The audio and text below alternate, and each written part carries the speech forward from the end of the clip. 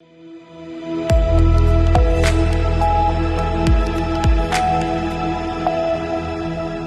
के बाद रुक करेंगे यूपी बुलेटिन की ओर, जिसमें बात होगी बरेली की, जहां रामगंगा को दूषित करने का वीडियो सोशल मीडिया पर जमकर वायरल हो रहा है।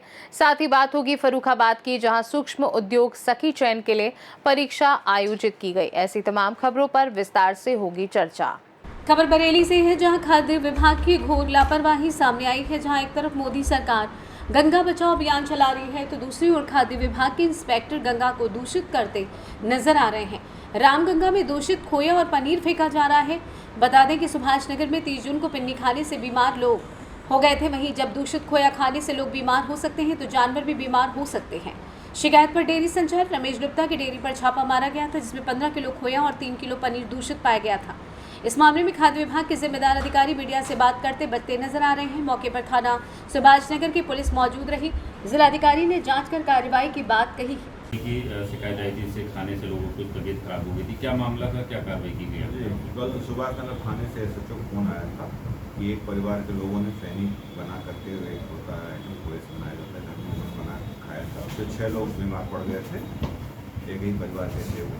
तो जो खोए का सैंपल था, जिस दुकान से वो खरीद के ले आए थे, वहाँ पे कार्रवाई की गई। और वो जो दुकानदार था जहाँ से वो खरीद के लाया था, उस खोए वहाँ से कार्रवाई की गई। वहाँ से लीगल नमूने लेकर के जाँच के लिए भेजे गए हैं। क्योंकि जो उन्होंने बनाया था खिन्नी नाम था उसके मात्रा बची नहीं थी उनके पास, जिससे उसका नमूना लेके भेजा जा सकता था जाँच के लिए। तो खोए का जिससे उन्होंने बनाया था उसके कितने नमूने लिए गए हैं जी, और कितना नष्ट कराया गया है खोया? 15 किलोग्राम खोया वहाँ पे मौजूद था, उससे नष्ट करा दिया गया था। और नमूने लेकर के पनीर, दूध और खोए का। कितनी दुकानदारों की सर कार्रवाई की गई है? जी, एक दुकानदार था रमेश गुप्ता, जहाँ से सप्लाई हुई थी, वहाँ पे खोआ मिल गया था, वहाँ से खोए का नमूना लिया गया। और जिनके यहाँ से लेके ये गए थे, ये अमित गुर्जर है, राधेश्याम डेयरी नाम से, खरगना का। उनके यहाँ से पनीर और दूध ये अवेलेबल मिला था, खोया नहीं था उनके यहाँ। वहाँ से आगे भी सर कार्रवाई होगी क्या मामले में? अब जैसी रिपोर्ट आती है उस पर आगे कार्रवाई की जाएगी, राधेश्याम डेयरी पर और गंदगी वगैरह का चालान। बरेली से सी न्यूज संवाददाता मुकेश सिंह की रिपोर्ट। खबर फर्रुखाबाद से, जहां ग्रामीण आजीविका मिशन के परियोजना निदेशक ने बताया कि आजीविका मिशन के तत्वाधान में महिलाओं को आत्मनिर्भर बनाने के उद्देश्य के साथ ही साथ उद्योग सखी के रूप में जोड़ने के लिए उनकी परीक्षा महिषी महादेवी वर्मा राजकीय बालिका इंटर कॉलेज फतेहगढ़ में आयोजित की गई है। उन्होंने बताया कि ये परीक्षा उनके आत्मविश्वास के लिए कराई जा रही है, क्योंकि जो महिलाएं परीक्षा दे रही हैं बहुत सारे समूह से जुड़ी हुई हैं। उन्होंने कहा कि इस परीक्षा के लिए 200 समूह की महिलाओं को पंजीकरण किया गया था, लेकिन परीक्षा में सिर्फ 132 महिलाएं सम्मिलित हुई। उन्होंने कहा कि इस योजना के माध्यम से समूह की महिलाओं को और अधिक आत्मनिर्भर बनाना है। सर, आज ग्रामीण आजीविका मिशन के अंतर्गत आज परीक्षा हो रही है।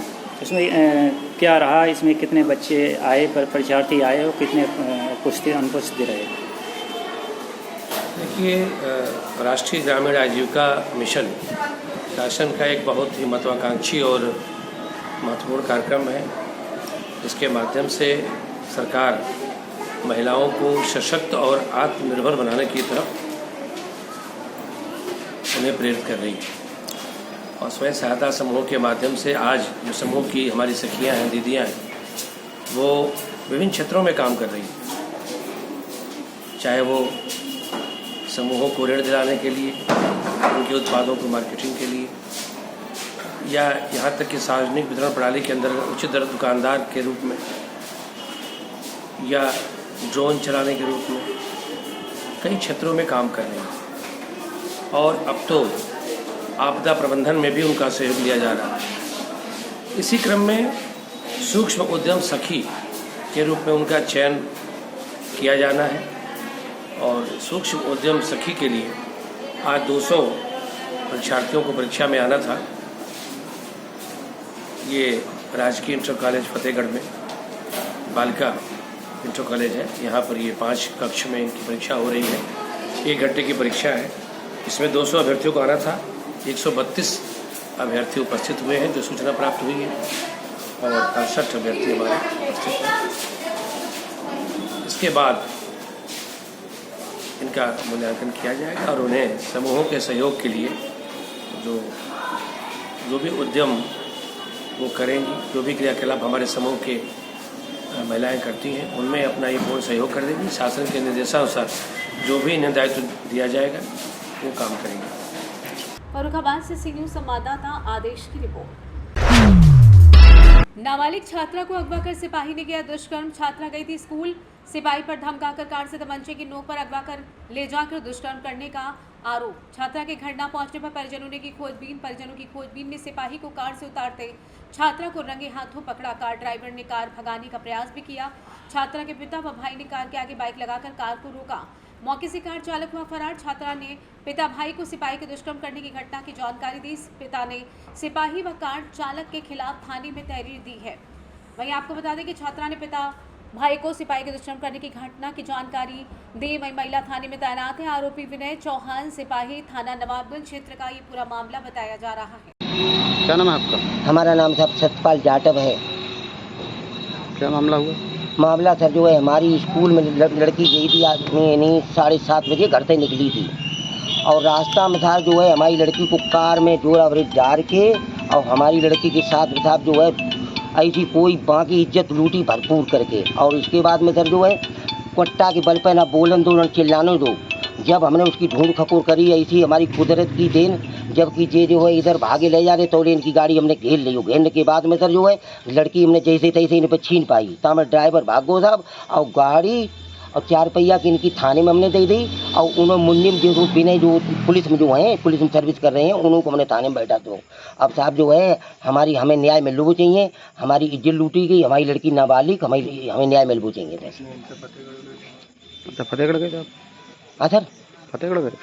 फतेहगढ़ में सर नहीं, हम प्रार्थना पत्र गए थे लिखान के लिए तो हमने लिखाया लाओ तो हमने आपको दे दो सर। अब कार्रवाई जी क्या करते हैं लेकिन जो है उनको हमको ही धमकाओ तो क्या धमका? ये कह रहे हैं कि आप जो है मुकदमा हम लिखे हैं कि हम कि कप्तान साहब लिखे हैं कि मुख्यमंत्री जी लिखे हैं, आप सिगरेट क्यों दौड़ रहे हैं। फिर क्या कहा? फिर जब बात की लड़की को बुलाओ और उसको बुलाओ हेड कॉन्फ्रेंस सिपाही को बताओ लेडी सिपाही को। तो फिर अब मुझे हामीकारी नहीं भरी कि हम मुकदमा लिखे हैं उनके खिलाफ और फिर पुलिस में है साहब। तो इनके बाद मुझे सब 95 लग रहे हैं। सवेरे 7 लाख रुपया दे दो पुलिस वालों को कि हमें छोड़ दो साहब, 7 लाख रुपया ले दो और हमारा समझौता करवाए दो। हमारी इज्जत लूटी साहब जो है हमका रुपये तो थोड़ी भी किएगा। फर्रुखाबाद से सी न्यूज़ संवाददाता आदेश की रिपोर्ट। खबर रायबरेली से है, जहां उत्तर प्रदेश में योगी सरकार द्वारा प्राथमिक और जूनियर विद्यालयों के विलय के फैसले पर सियासत गर्मा गई है। आपको बताते चले कि कांग्रेस पार्टी ने इस फैसले को ग्रामीण बच्चों, शिक्षकों और मिड डे मील कर्मियों के हितों के खिलाफ बताते हुए सरकार को घेरा है। एक ज्ञापन के जरिए कांग्रेस पार्टी ने राज्यपाल से मांग की है कि योगी सरकार का ये फैसला अविलंब वापस लिया जाए। कांग्रेस का कहना है कि स्कूलों के बंद होने से ग्रामीण क्षेत्रों के बच्चों को दूरदराज के गांव में जाकर शिक्षा ग्रहण करनी पड़ेगी। इससे उन्हें और उनके अभिभावकों को भारी कठिनाइयों का सामना करना पड़ेगा। पार्टी ने चेतावनी दी है कि अगर सरकार ने अपना फैसला वापस नहीं लिया तो कांग्रेस छात्र, युवाओं और बेरोजगारों के साथ मिलकर सड़कों पर उतरने को बाध्य होगी। ज्ञापन में ये भी कहा गया है कि स्कूलों के बंद होने से मिड डे मील योजना के तहत काम करने वाले कर्मचारियों और शिक्षकों पर भी बुरा असर पड़ेगा, जिससे बेरोजगारी में और इजाफा होगा। अभी आप लोगों ने सुना होगा कि उत्तर प्रदेश की भाजपा सरकार, योगी की सरकार ने एक फरमान जारी किया है कि जो विद्यालय 5000 के लगभग विद्यालय हैं उनको बंद करने का फैसला उन्होंने किया, उनको विलय करने का फैसला किया है। जो इनका ये निर्णय है ये पूरी तरह से बच्चों के अभिभावकों के हितों के विपरीत है, क्योंकि बच्चे गांव में रहते हैं, वो छोटे छोटे बच्चे होते हैं। अगर एक विद्यालय बंद हो गया तो उनको कितनी दूर दूसरे विद्यालय में जाना पड़ेगा, 2 किलोमीटर 3 किलोमीटर उनको दूर जाना पड़ेगा। सरकार इस पर कोई ध्यान नहीं दिया है और आप देख रहे हैं कि जिस तरह से विद्यालय बंद किए जा रहे हैं और उत्तर प्रदेश में शराब की दुकानें खोली जा रही हैं। तमाम गाँव में रात भर दुकानें खुली रहती हैं, जिससे उनका जो भविष्य है छात्रों का, युवाओं का, वो खराब हो रहा है। तो सरकार की यह गलत निर्णय है, यह गलत नीति है। उसी के विरोध में हम जिला कांग्रेस कमेटी के हमारे तमाम सम्मानित नेतागण, पदाधिकारी गणों ने, कार्यकर्ताओं ने इस योगी सरकार के निर्णय का विरोध करने के लिए आज हम जिला अधिकारी के कार्यालय में आए हुए हैं। कब तक चलेगा ये विरोध आपका? हम लोग आज ज्ञापन देंगे।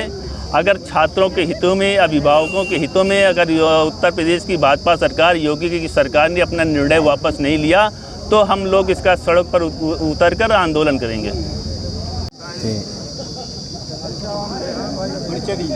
धीरज श्रीवास्तव, अध्यक्ष शहर कांग्रेस कमेटी रायबरेली।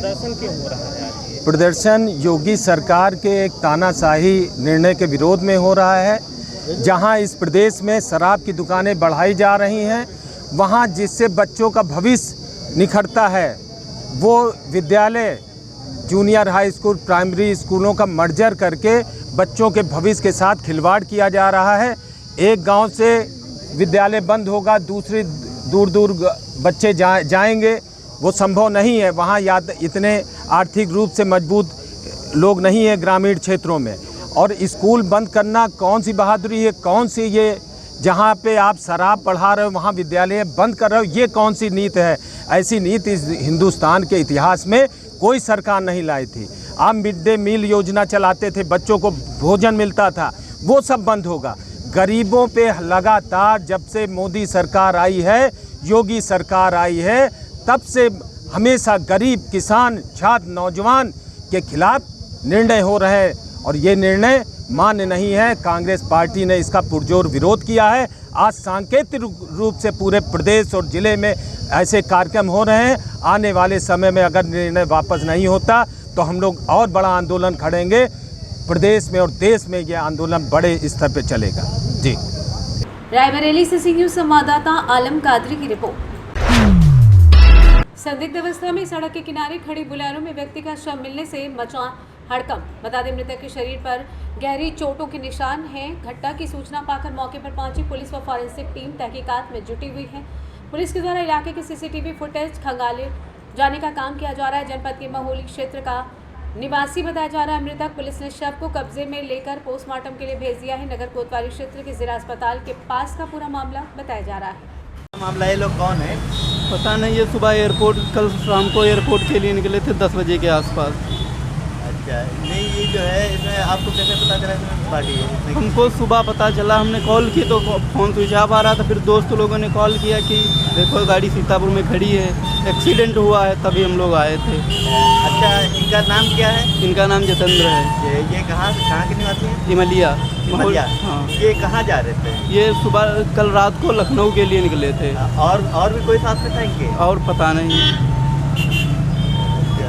बता रहे थे दोस्त को छोड़ने जा रहे हैं। दोस्त को छोड़ने जा रहे हैं। तो ये जो है इनके घर वालों को इत्तला करी गई? अभी नहीं करी गई। और बाकी ये लोग कहाँ, तुम लोग कहाँ क्या करते हैं? ये लोग घर पर ही हैं। किसान हैं बस। अच्छा, किसान है। नहीं तो ये गाड़ी जो पकड़ी है, खड़ी है, किसकी है? ये उन्हीं की है। उन्हीं की है। तो क्या गाड़ी चलाते थे? हाँ। तो क्या गाड़ी कोई बुकिंग पर गई थी, ले गए थे? नहीं, बता रहे थे दोस्त को छोड़ने जा रहे हैं। दोस्त को छोड़ने जा रहे हैं। तो ये जो है आपको किसी पर शक है? अभी नहीं। कौन लोग हैं, क्या कर सकते हैं? ये हम नहीं बता सकते। आपका नाम? देवांकुर। हाँ। सर, जिला अस्पताल पर शव मिला है, उसकी क्या मामला? आज सुबह 8 बजे सूचना प्राप्त हुई थी कि जिला अस्पताल रोड थाना क्षेत्र कोतवाली नगर में सफ़ेद कलर की बुलेरो UP 34 AB 6270 में एक व्यक्ति की डेड बॉडी पड़ी है। सूचना पर थाना कोतवाली की पुलिस पहुंची और डेड बॉडी के संबंध में जानकारी एकत्रित की तो पता चला कि डेड बॉडी जितेंद्र उर्फ अमित कुमार की है, जो इमिलिया थाना क्षेत्र महोली के रहने वाले हैं। गाड़ी के जानकारी के आधार पर उनके परिजनों को सूचना दे दी गई है। शव का पंचनामा भरकर पोस्टमार्टम के लिए भेजा गया और शीघ्र ही इस घटना का अनावरण कर दिया जाए। सर, देखने से क्या लगता है, हत्या है या?